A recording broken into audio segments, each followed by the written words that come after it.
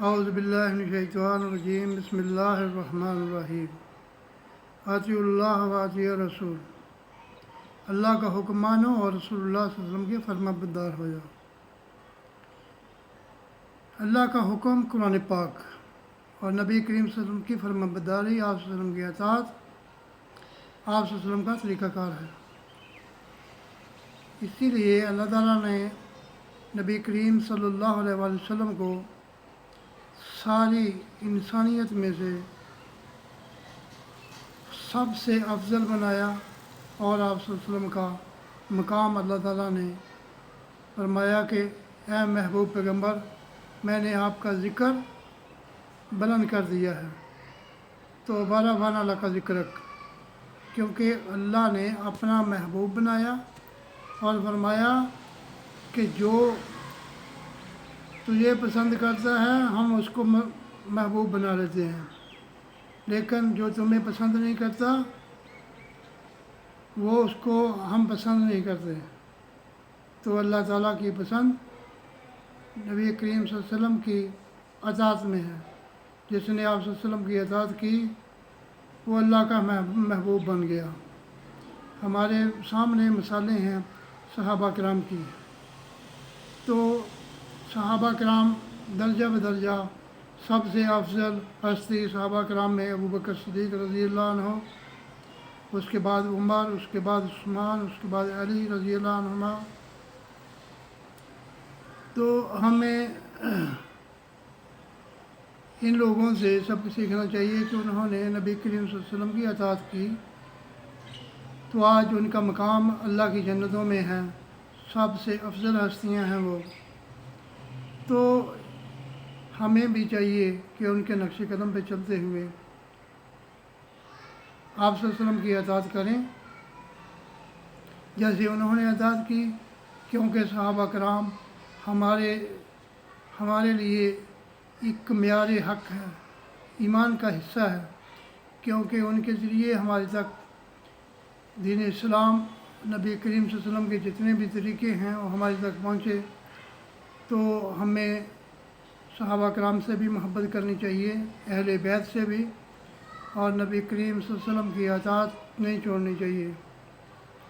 تو جس نے نبی کریم صلی اللہ علیہ وسلم کی اطاعت کی، آپ صلی اللہ علیہ وسلم فرمایا میری ساری امت جنت میں جائے گی سوائے ان لوگوں کے جنہوں نے انکار کیا۔ تو صحابہ کرام نے عرض کیا یا رسول اللہ صلی اللہ علیہ وسلم، انکار کون کرے گا؟ فرمایا جس نے میری اطاعت کی وہ جنت میں داخل ہو گیا، اور جس نے میری نافرمانی کی اس نے جنت میں جانے سے انکار کیا۔ نافرمانی کیا ہے کہ نبی کریم صلی اللہ علیہ وسلم کا طریقہ چھوڑ کر اپنا طریقہ ایجاد کیا جائے۔ تو ابھی دنیا میں دیکھو کتنے فرقے ہیں، اور سب جانتے ہیں کہ حدیث کی کتابوں میں جو ہے اس کے مطابق صحیح حدیثیں کون سی ہیں۔ جتنے بھی امام آئے، 4 امام، انہوں نے یہی کہا کہ ہمارا مذہب صحیح حدیث، یہاں ہمارا عمل، ہمارا قول صحیح حدیث سے ٹکرا جائے اس کو چھوڑ دو، اس کو دیوار میں مارو۔ امام ابو حنیفہ رحمہ اللہ انہوں نے بھی یہی کہا کہ جہاں پر میرا قول، میرا عمل صحیح حدیث کے خلاف ہو، میرے عمل کو، میری قول کو چھوڑ دو اور حدیث رسول پہ صلی اللہ علیہ وسلم پہ عمل کرو، کیونکہ یہ میرا مذہب ہے۔ اسی طرح باقی بھی تینوں اماموں نے یہی کہا، کیونکہ وہ جانتے تھے، علم والے تھے،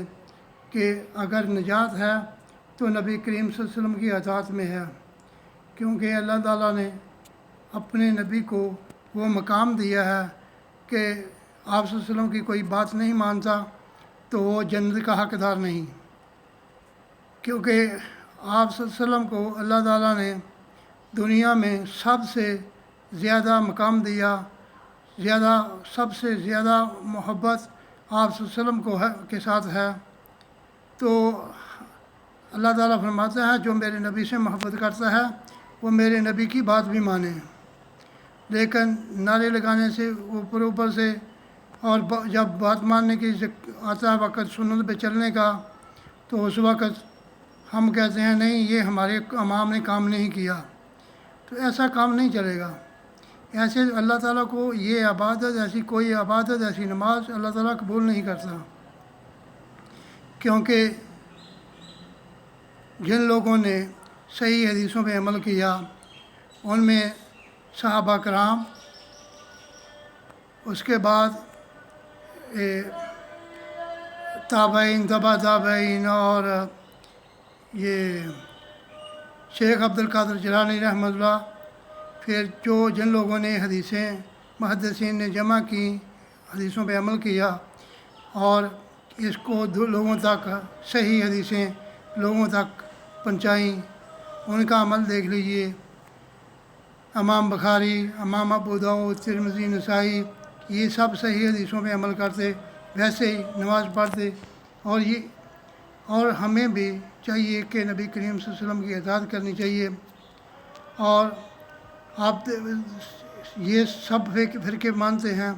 کہ صحیح بخاری قرآن پاک کے بعد سب سے صحیح ترین کتاب ہے، تو ہمیں وہاں سے نبی کریم صلی اللہ علیہ وسلم کا طریقہ ملتا ہے، دوسری کتابوں میں بھی ہے، تو ہمیں وہ اپنانا چاہیے، کیونکہ وہاں پر کسی امام کی کوئی بات نہیں مانی جائے گی، صرف طریقہ نبی کریم صلی اللہ علیہ وسلم کا مانا جائے گا۔ اور جس نے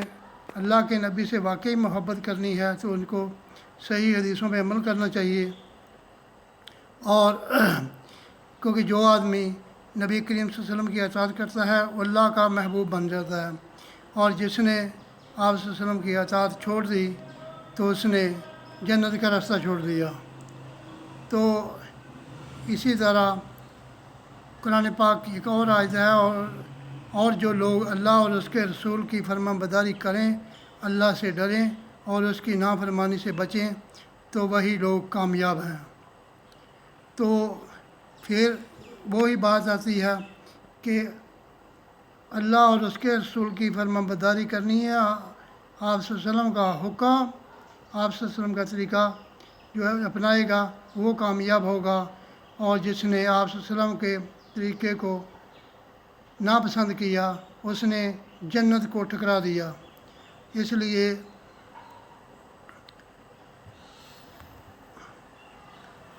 وَمَن لَّمْ يَجْعَلِ اللَّهُ لَهُ نُورًا فَمَا لَهُ مِن نُور، اور جس شخص کو اللہ ہی نور عطا نہ کرے اس کے نصیب میں کوئی نور نہیں ہے۔ اللہ تعالیٰ فرماتا ہے کہ یہ کتاب جو ہے یہ نور ہے، نور ہدایت ہے، اگر کسی کا اس میں دل نہیں لگتا قرآن پاک پڑھنے میں، اس کو شوق پیدا نہیں ہوتا تو اس کا نصیب خراب ہے، کیونکہ اسی میں یہ کتاب نور ہدایت ہے۔ اللہ تعالیٰ کہتا ہے یہ جس کو میں یہ نور عطا نہ کروں تو اس کے نصیب بھی خراب ہیں، اس کے نصیب میں نور ہے ہی نہیں ہے۔ تو ہمیں کوشش کرنی چاہیے، کیونکہ اللہ تعالیٰ فرماتا ہے جو میری طرف رجوع کرتا ہے میں اس کو ہدایت دیتا ہوں، جو اس کتاب کو پڑھتا ہے، سمجھتا ہے، کوشش کرتا ہے، اللہ تعالیٰ اس کی تقدیر کو بدل دیتا ہے، اس کا نصیب ٹھیک ہو جاتا ہے۔ لیکن ہمیں کوشش کرنی چاہیے کہ نبی کریم صلی اللہ علیہ وسلم کی اطاعت کریں، اس کتاب کو پڑھیں، سمجھیں، اس پہ عمل کریں۔ تو